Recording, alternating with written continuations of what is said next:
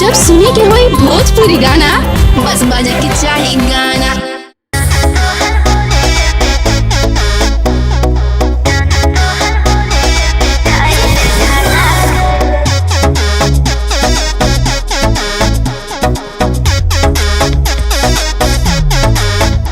अब रखत नहीं जाए के बाद लेट होता। क्या इतना हबड़ाए रहते हैं?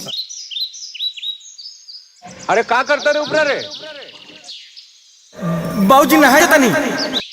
काम पे जे माइयो के ले लीजिए है राजेंद्र बाबू के दवाखाना पे छोड़ दिए, दवाई खत्म हो गई बा। ठीक बा बाबूजी। ए बेटू रखत नहीं ना, हम कुछ नहीं जान रहे, अभी बात करना है बस।